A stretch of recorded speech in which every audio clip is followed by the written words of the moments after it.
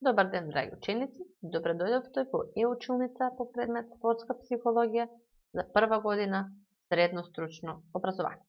Јас сум Јелена Цветановска и се надевам дека и денеска ќе поминете убави моменти со мене, усовршувајќи ја содржината експанзија на развитокот на спортска психологија. Да започнеме.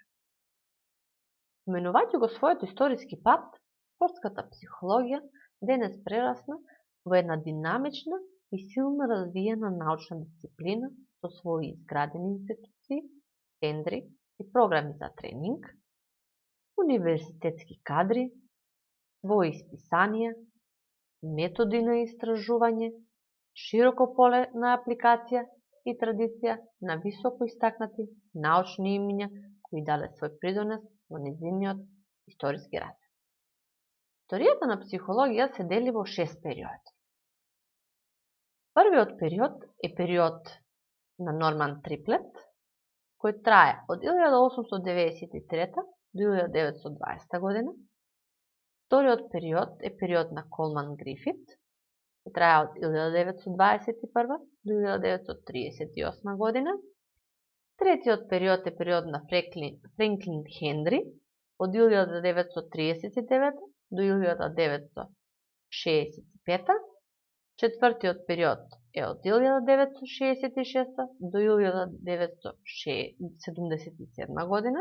Тоа е период на Брус Оголви и Том Тетко и тогаш се случува и експанзија на развитокот за кој ќе зборуваме денес.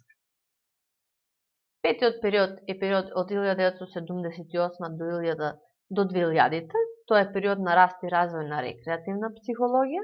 И шестиот период е период на современа спортска и рекреативна психологија, која трае од 2001 година, а се до ден денес. Од сите овие периоди, експанзија се случила во четвртиот период, како што реков.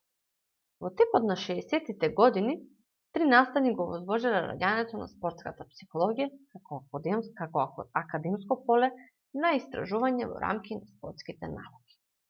Прво, спортската психологија, иако поврзана со кинезиологија, дефинитивно се профилира како засебна научна дисциплина. Второ, истражувањата на академската спортска психологија почнуваат да се применуваат во практична работа со спортистите. И трето, заради зголемениот интерес за спортска психологија, започнало институционално организирање на спортските психолози.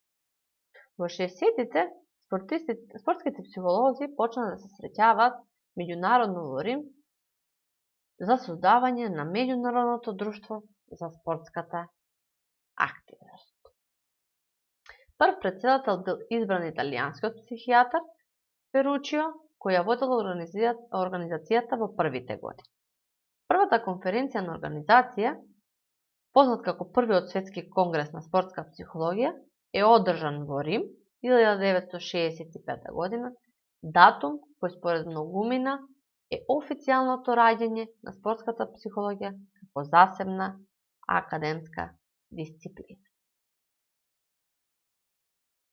На сликата го гледаме Брус Оголви. Во овој период најголем придонес имаат двајца клинички психолози, Брус Оголви и Том Тетко. После екстензивното истражување на личноста на спортистите, Оголви и Тетко во 1966 година ја напишале книгата Проблематични спортисти и како да се справиме со нив. Тоа е книга која представува водеж за тренери како да им се помогне на спортистите да бидат успешни. Во 1969 година тие создале првиот психолошки тест Athletic Motivation Inventory за мерење на мотивација на спортистите и за предвидување на нивниот успех. Оголви и Тетко работеле како консултанти за неколку универзитетски и професионални тимови, како што е Лос Анџелес Лейкерс и Далас Cowboys. Многумина Оголви го сметаат за татко на применетата спортска психологија во Северна Америка. Во овој период се правени едни од поважните истражувања од 1966 до 1977 година на спортска психологија. периодот од 1966 до 1977 година го описува историскиот период кога спортската психологија во својот развој состава своја истражувачка база и кога го оделува моторното учење, односно кога се оделува моторното учење, односно кинезиологија. Рековме дека кинезиологија представува наука за физичката активност. Во овој период се напишани неколку учебници по спортска психологија.